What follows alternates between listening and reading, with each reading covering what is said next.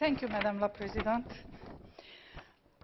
Commissioner and colleagues, the positive result of the Irish referendum on the Lisbon Treaty brings us one step closer to that moment in time when the European Parliament will not only be consulted by the Council, but will have co-decision powers on matters which are now under the third pillar.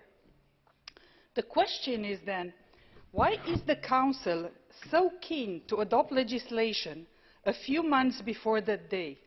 Moreover, when this legislation does not represent a step forward on the establishment of a genuine European area of freedom, security and justice. Because the truth is that this proposal does not help preventing conflicts of jurisdiction and does not provide for any settlement when such situations arise. This could be done, for example, by reducing multiple jurisdiction and by allocating jurisdiction to member states, as it was done through various regulations on civil law, with the obligation to mutually recognize the decisions that followed from that allocation of jurisdiction. Instead, this framework decision is limited to a duty of member states to inform one another and to enter into direct consultation in order, and I quote, to reach consensus on any effective solutions aimed at avoiding the adverse consequences arising from such parallel proceedings. This is why I was not surprised when, during the exchange of views in the LIBE committee a few weeks ago, the Commission, although supporting the current proposal, mentioned it would come up at a later stage with a new proposal. And this is why I am not surprised by what the Commissioner said this evening, and I thank the Commission for being so honest about this proposal. But I have to say that I consider this proposal and the entire procedure for its adoption a good example of how we should not legislate within the European Union. I strongly believe that what is important is to protect our citizens' rights and not to tick boxes. And by the way, I think that the Council is not present, although the Presidency belongs to one of the initiators of this proposal. However, I have to stress that within the European Parliament, we took our work very seriously.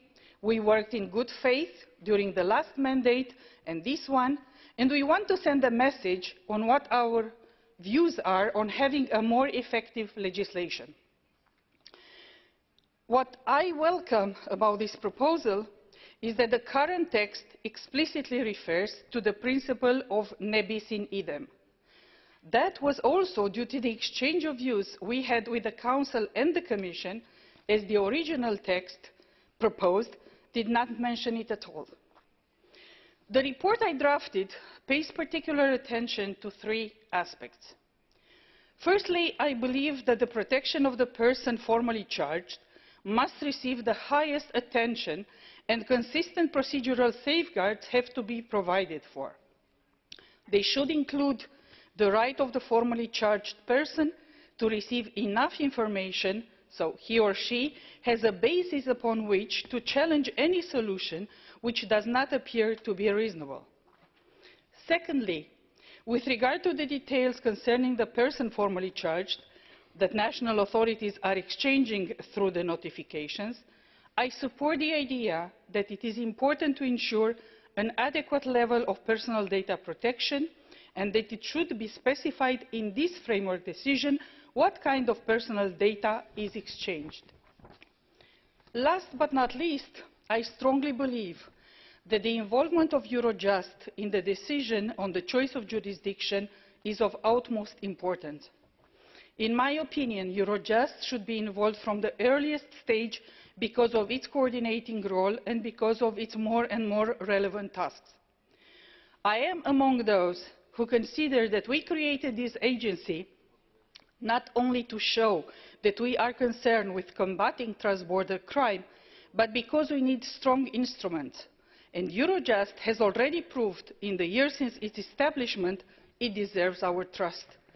This is why I am surprised by the reluctance shown by the Council and by some of the colleagues in the European Parliament. Having said this, I would like to call the European Commission to present a proposal completing this framework decision on the conflicts of jurisdiction in the shortest delay. And I will finish by thanking the shadow rapporteurs for the way we worked on this report. Thank you.